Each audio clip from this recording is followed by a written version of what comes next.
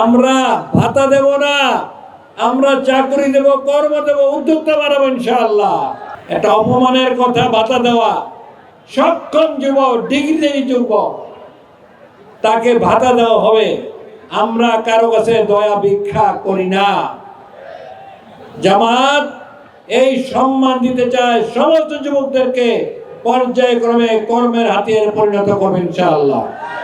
এটা সম্ভব, বন্ধ করে সম্ভব। সুতরাং যুবকদের থেকে উদ্যোক্তা বানানো হবে, তাদের হাতে বাংলাদেশ নিরাপদ হবে ইনশাআল্লাহ। 5ই আগস্টে যে রক্ত দিয়ে প্রমাণ করেছে দেশের জন্য তারা যে কোনো স্যাক্রিফাইস করতে পারে।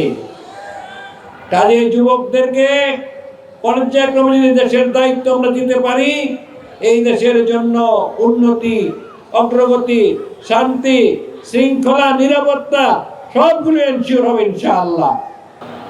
এখানে চাঁদাবাজির সমস্যা আছে, দখল বাণিজ্য আছে, এখানে ড্রেনেজের সিস্টেমের সমস্যা আছে, অল্প বৃষ্টিতে পানি ভরে যায়, এখানে কিশোর গ্যাং আছে, রাস্তা দখল করা আছে, এখানে গ্যাসের সমস্যা আছে, ফুট ওভারব্রিজ নাই। আপনারা একটা দিন প্রথম দিন বুঝবেন, নীলক্ষেতের মোড় একটা জনবহুল এলাকা, ছাত্র এনে পূর্ব দিকে ঢাকা বিশ্ববিদ্যালয়, দক্ষিণ দিকে ইডেন কলেজ, পিছনে ঢাকা কলেজ, অনেক শিক্ষা প্রতিষ্ঠান, চিকিৎসা কেন্দ্র।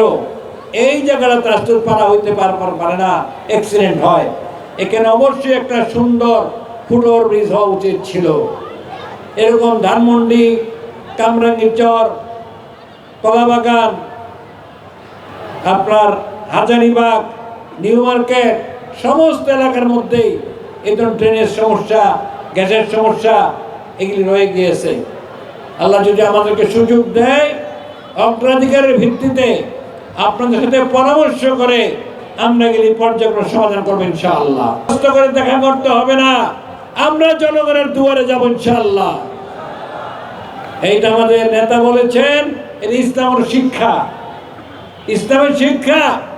খলিফা ওমর রাদিয়াল্লাহু আনহু মানুষের সমস্যা দেখার জন্য দুয়ারে দুয়ারে গিয়েছেন, জনগণ দরখাস্ত করা লাগে নাই।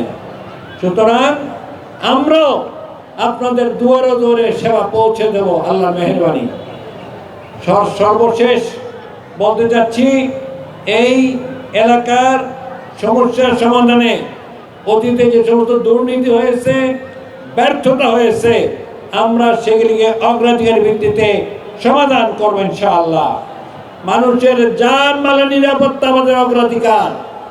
প্রত্যেক জন নির্বিঘ্নে তার বাড়িতে, এলাকায় চলাফেরা করতে পারে, ঘুমাতে পারে, নিরাপত্তা বোধ করে, নিরাপত্তাহীনতায় যেন আর কাউকে টেনশনে থাকতে না হয়। আসুন সবাই মিলে এমন একটা বাংলাদেশ গড়ি, যেই বাংলাদেশে আমরা প্রত্যেকে মর্যাদার সাথে থাকতে পারবো, উন্নত জাতি হিসাবে আমরা এগিয়ে যাব। আমি সবার সহযোগিতা কামনা করে, আমার দোয়া কামনা করে, আমার পক্ষ থেকে, জোটের পক্ষ থেকে দাঁড়িপাল্লায় ভোট দেওয়ার জন্য আপনাদেরকে আকুল আহ্বান জানিয়ে আমার কথা শেষ করছি।